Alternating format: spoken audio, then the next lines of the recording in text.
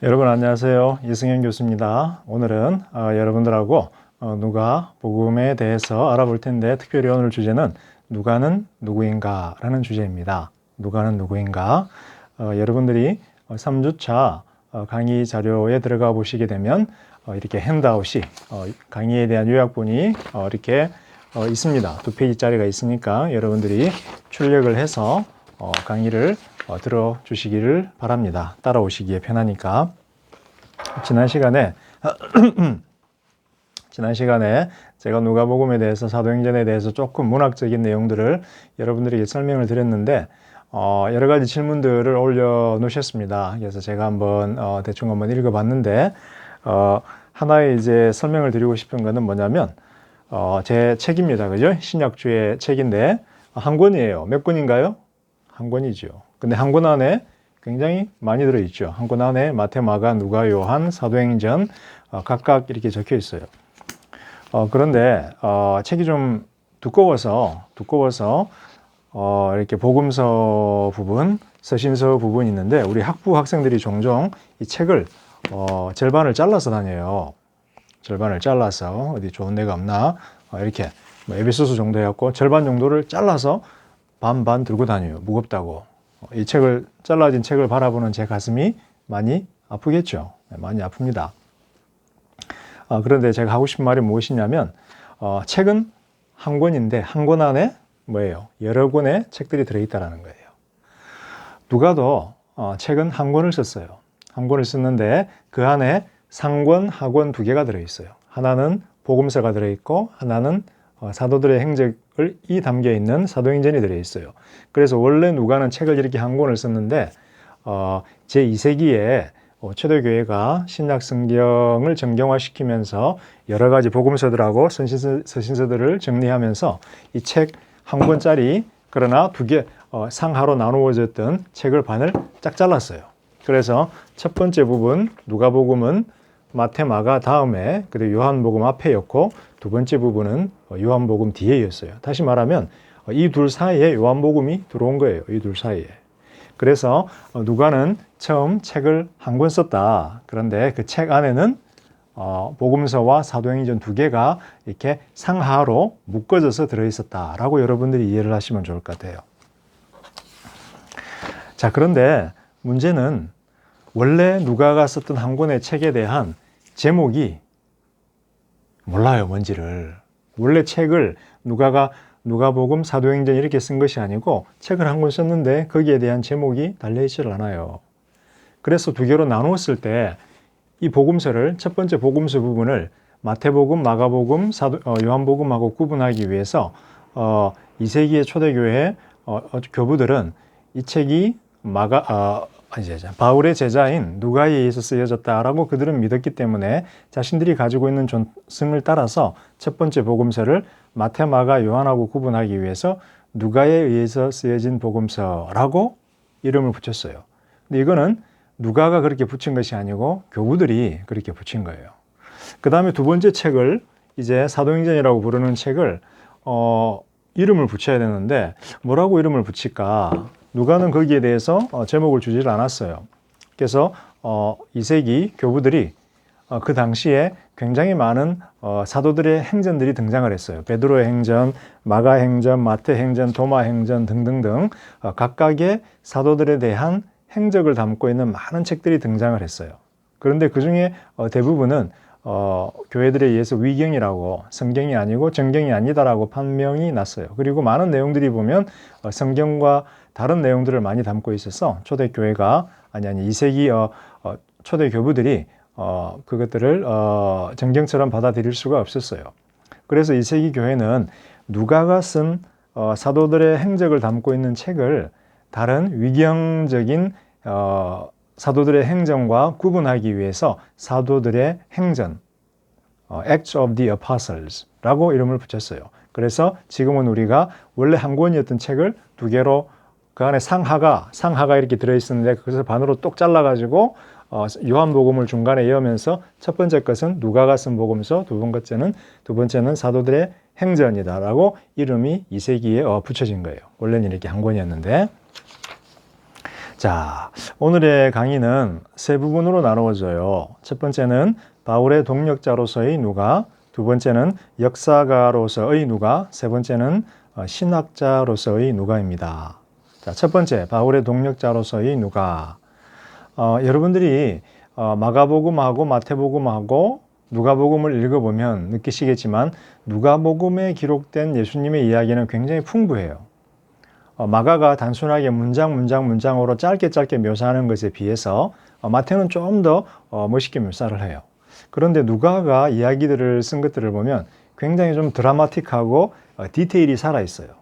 예를 들면 예수님이 태어난 지 8일째 되던 날 할례를 받고 성전에 이제 하나님 집에 하나님께 자신을 보이러 가요.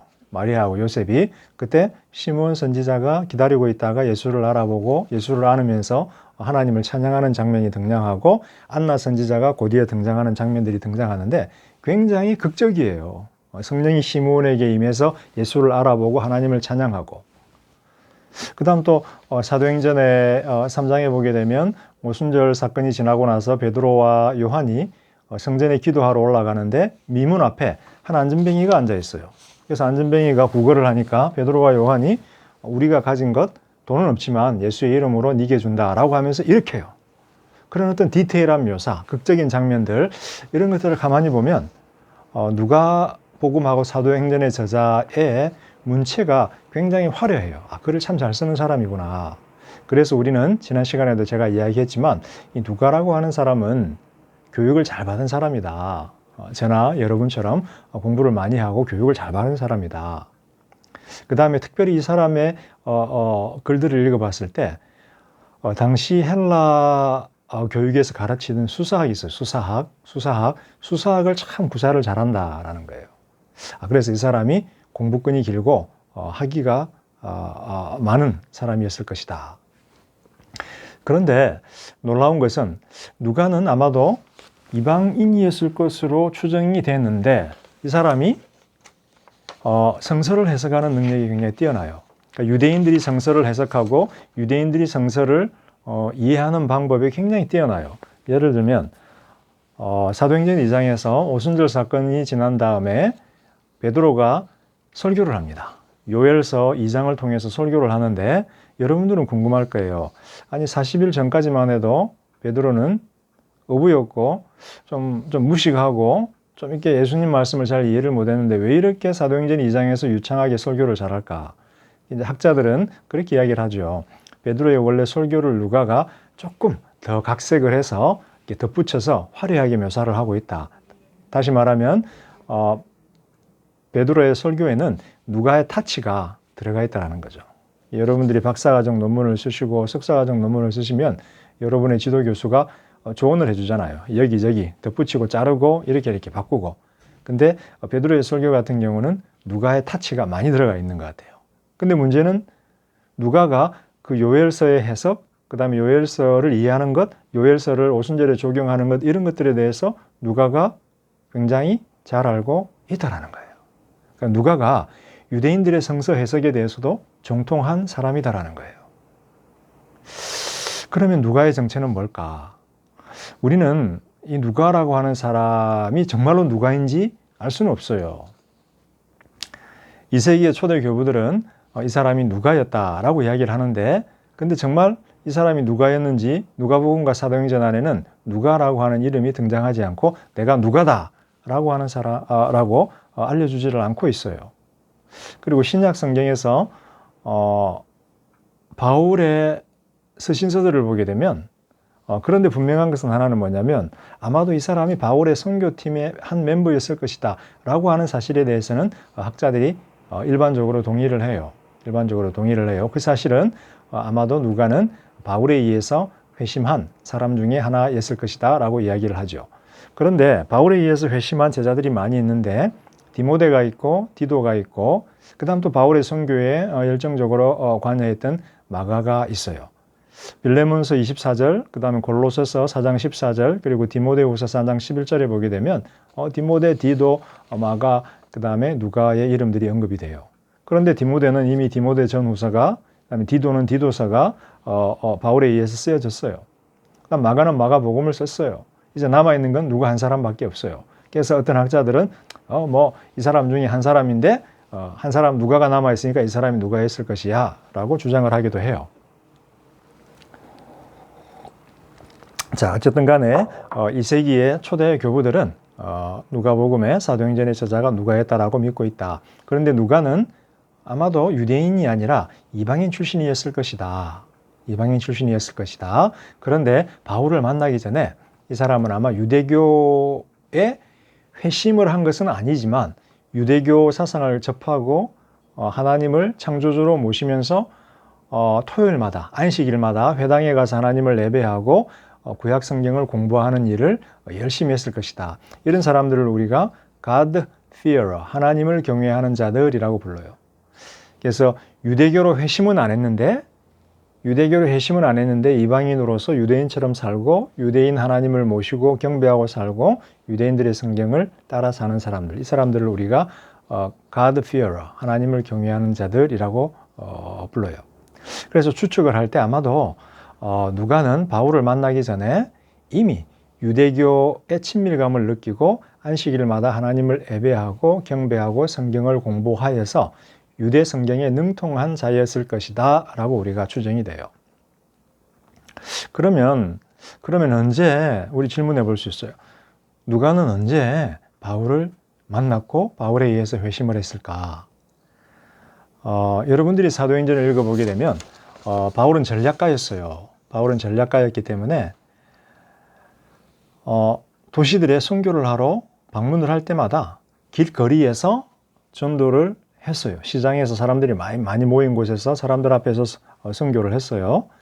두 번째는 그 사람이 가죽으로 수선하는 일들을 잘했기 때문에 텐트 메이커라고 우리는 알려져 있지만 사실은 텐트보다도 가죽으로 만드는 일에 능통했기 때문에 구두, 그 다음에 여러 가지 가죽으로 만들어진 가방 혹은 텐트도 있겠죠. 그런 것들을 수선하는 기술을 가지고 있었기 때문에 바울은 아마 작은 가게를 하나 렌트해서 거기서 장사를 했을 거예요. 수선해주는 장사. 그러면서 고객들이 자기를 방문하면 또 기회가 되면 복음을 전하기도 했을 거예요. 그런데 바울의 선교에서 굉장히 중요했던 요소 중에 하나가 뭐냐면 안식일 날 지역에 있는 회당에 가서 유대인들에게 복음을 전하고 그곳에 있는 경건한 이방인들에게 복음을 전하는 거였어요. 그래서 아마도 누가는 회당에 가서 하나님을 예배하다가 우연히 그곳에 찾아온 바울을 접하게 됐을 것이고 바울의 복음을 접하게 됐을 것이고 바울이 전하는 선교에 자연스럽게 끌리게 됐을 것이고 그리고 바울을 통해서 복음을 접하고 결국에는 아마 회심을 했을 것이다 라고 우리가 추정을 할 수가 있어요. 그리고 이 회심 이후로 누가는 바울의 선교팀에 조인을 해서 동참을 해서 바울과 함께 이제 선교 여행을 다녔던 걸로 우리가 추정을 해요. 그리고 이제 초기 기독교 전통에 따르면 고린도를 떠난 이후에 크레타 섬이라고 고린도 밑에 크레타 섬이라는 하나 있어요. 제주도처럼 이렇게 한국 밑에 제주도가 있듯이 고린도 그리스 고린도 밑에 크레타 섬이 있는데 아마도 바울이 크레타 섬에다가 누가를 남겨두고 거기서 목회를 하도록 남겨두지 않았을까라고 우리가 학자들은 추정을 해요. 자, 분명한 것은 누가는 바울의 선교 사역의 일부분은 동참을 했지만 전체를 다 동참하지는 않았어요. 다시 말하면 일부분에 대한 경험은 공유하고 있지만 나머지 부분들에 대해서는 누가가 바울로부터 들었거나 아니면 다른 제자들로부터 다른 바울 선교팀의 일원으로부터 들었던 것 같아요. 그래서 여러분 중에 이제 어떤 분들은 그렇게 있었어요. 누가는 어떻게 해서 누가복음하고 사도행전 자료를 어디서 가져오게 됐나요? 맞아요. 여러분들이 누가복음 1장 1에서 3절에 보게 되면 누가는 자신이 처음 말씀의 증인도 아니고 제자도 아니라고 그래요. 자기는 말씀의 증인들이 전한 것을 들었고 자기 앞에 여러 문서들이 소스들이 있는데 그것들을 면밀하게 조사를 해서 자기가 기록을 하고 있다라고 이야기해요. 다시 말하면 누가는 1세대 크리스찬이 아니라 처음 12제자가 아니라 2세대 크리스찬 혹은 3세대 아마 2세대일 거라고 생각이 돼요. 바울까지 1세대를 우리가 보아준다면 바울 다음 세대니까 2세대 크리스찬이었을 것이다. 즉 1세대 말씀의 증인들로부터 말씀을 전해들은 2세대 크리스찬들이었을 것이다 라고 추정을 할 수 있어요. 그래서 누가복음 1장 1, 4절에 보게 되면 분명히 누가는 이야기를 해요. 내 앞에 많은 사람들이 복음서를 쓰려고 했고 내 앞에 지금 많은 자료들이 있어서 내가 그것들을 지금 면밀히 조사를 하고 있다. 그 중에 하나가 마가복음이었겠죠. 그리고 그 중에 하나는 여러분들이 Q라고 하는 Q소스, 오럴 소스죠. 오럴 소스였겠죠. 그 다음에 또 많은 단편적인 이야기들이 바울에 관해서 쓰여졌을 거예요. 제자들에 관해서 쓰여졌을 거예요. 그 다음 또 누가는 바울한테 혹은 다른 바울 선교팀의 다른 구성원들한테 바울 사역에 대해서 들었을 거예요. 그래서 누가 앞에는 기록된 복음서들하고 약간의 기록된 사도들의 행적에 관한 자료들하고 그 다음에 자기가 직접 귀로 들은 여러 가지 이야기들이 있었던 거예요. 이것들을 근거로 총합해서 누가가 누가복음 사도행전을 쓴 거예요. 물론 이제 여러분 중에 어떤 분들은 뭐 그럴 리가 있습니까? 누가가 기도하면서 묵상하니까 성령께서 머리에다가 탁 USB를 꽂아가지고 하늘로부터 모든 정보를 다 전달해 주었겠지요. 그래서 이렇게 성령에 영감돼서 다 쓴 거 아닙니까? 어느 정도는 맞을 거라고 생각을 해요. 저는 누가가 글을 쓰는 과정이 성령의 영감 받은 결과다라고 생각을 해요. 그렇지만 누가복음 1절 4절을 여러분이 보게 되면 누가는 거기서 역사가처럼 엄밀하게 조사하는 역사가처럼 자신을 묘사를 하고 있어요. 컴퓨터 USB에서 꽂아진 성령에 의해서 USB 꽂아진 그런 기계 말고. 자, 그러면 바울의 동력자로서의 누가 이 하나를 이제 더 이야기를 해야 되는데, 그러면 우리는 사도행전에서 어떤 부분에서 누가가 바울의 선교에 동참했는지에 대한 정보를 얻을 수가 있는가라는 질문이 있어요. 그러면 우리가 누가가 바울의 선교에 동참했다라고 하는 자료 혹은 증거가 사도행전에 있는가? 누가복음은 예수님에 대한 이야기니까 바울도 등장을 하지 않기 때문에 어차피 누가도 등장을 하지 않겠죠. 사도행전 어디에서 우리는 누가가 자신에 대해서 이야기를 하고 있을까? 라고 한번 질문을 해볼 수 있어요. 자, 지난 시간에도 이야기했지만 사도행전을 읽다 보면 우리라고 하는 본문이 등장해요. 우리. 갑자기 그들이, 그가 이렇게 쓰다가 갑자기 누가가 우리가 약간 바울과 자신을 포함해서 우리 선교팀이라고 하면서 우리라는 말을 써요. 물론 이 우리라는 말이 수사학적인 표현일 수 있어요. 왜냐하면 좀 사실성을 높이기 위해서 그가 그러면 조금 현장감이 떨어지잖아요. 우리가 그러면 내가 거기 마치 있었던 것처럼 이야기하니까 이게 하나의 어떤 그런 수사학적인 표현일 수 있다라고 학자들은 이야기해요.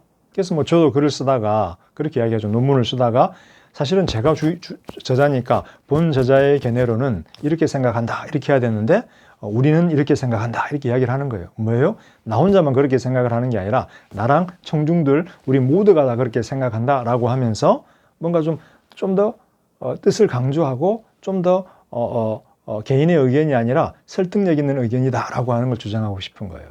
그래서 이 우리라고 하는 표현이 사실성을 높이기 위한 수사학적인 표현이지 실제로 누가가 거기에 있었기 때문에 우리라는 표현을 쓴 것은 아니다 라고 어떤 학자들은 또 이야기를 해요. 그럴 수도 있을 거예요. 몇 개는 그런 수사학적인 표현일 것이고 몇 개는 그렇지 않을 거예요. 그런데 재밌는 스토리가 하나 있어요. 여러분들이 사도행전 16장 9절에서 10절을 지금 잠깐 비디오를 멈추고 사도행전 16장 9절에서 10절을 한번 펴서 읽어보세요. 자, 펴서 읽어보셨죠?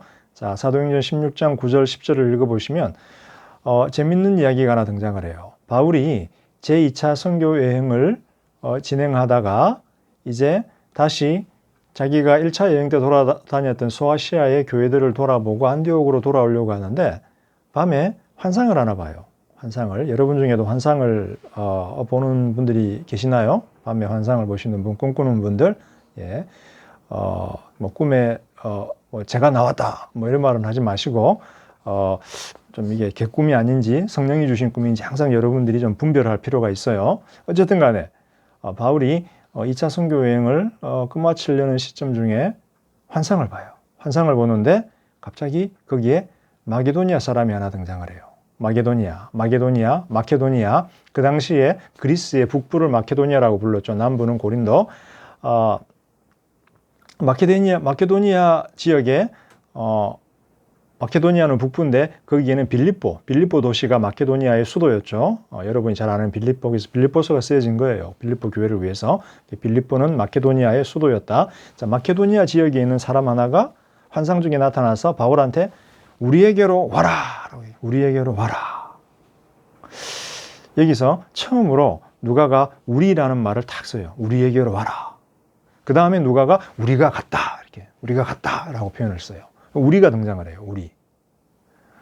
자, 여기는 단순히 사실성을 높이기 위한 수사학적인 표현이라기보다도 이 본문에서 누가는 굉장히 좀 감정이입을 하고 있어요. 감정이입을. 다시 말하면 마케도니아 사람이 오라 해서 바울이 그리스로 넘어갔는데 이제 최초로 그리스로 바울이 넘어가고 복음이 최초로 그리스를 통해서 유럽으로 가는 거예요. 복음이 처음으로 유럽으로 진행이 되는 거예요.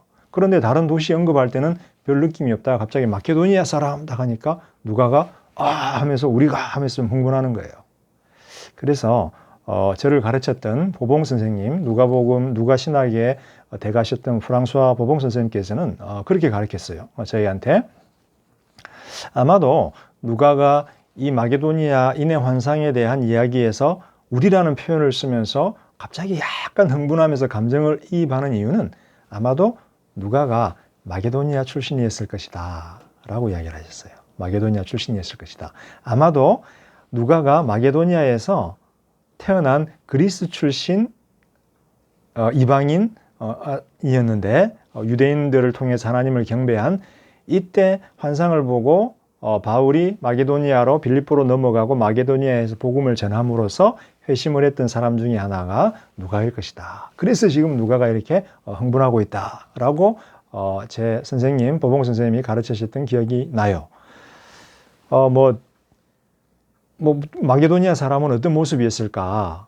우리가 나가서 보면 중국 사람, 한국 사람, 일본 사람 별 차이가 안 나는데 좀 어떤 모습이었을까? 물론 한국 사람은 한복을 입고 일본 사람은 기모노를 입고 중국 사람은 그 이상한 띵하오 옷 있잖아요. 중국 옷 입고 머리에 하나 쓰고 이렇게 하기 때문에 구분이 되긴 하지만 마게도니아 사람도 좀 옷차림이 좀 달랐겠죠. 그래서 특별히 누가가 여기서 감정이입을 많이 하는 것을 봤을 때 우리는 마게도니아 출신 이방인이었고 일찍이 유대 교회 귀의해서 토요일마다 안식일마다 회당에 가서 하나님의 말씀을 공부하고 연구했던 그런 경건한 이방인이었을 것이다. 그리고 바울이 3차 선교여행 때 마게도니아를 방문했을 때 그곳에서 바울을 통해서 회심한 성도가 되었을 것이다. 그 이후에 누가는 바울의 선교팀에 동력해서 바울의 팀원 중에 하나가 되었을 것이다. 라고 우리는 결론을 내릴 수가 있을 것 같아요.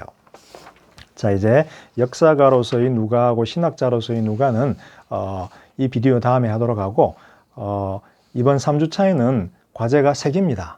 짧은 거예요. 짧은 거. 자, 첫 번째 과제는 뭐냐면 여러분들이 강의를 다 들은 다음에 바울의 동력자로서의 누가에 대해서 여러분들이 간략하게 한 3줄에서 5줄 정도로 여러분들이 알게 된 것, 깨닫게 된 것, 혹은 궁금한 것, 질문이 있는 것들 바울의 동력자로서의 선교 팀원으로서의 누가에 대해서 한 5줄 정도로 여러분들이 간략하게 기술하는 것. 이것이 바로 세 번째 과제 중에 첫 번째입니다. 자, 그러면 여러분 일단 이 비디오는 여기서 마치도록 하고 잠시 후에 다시 역사가로서의 누가에 대한 강의를 진행하도록 하겠습니다. 감사합니다.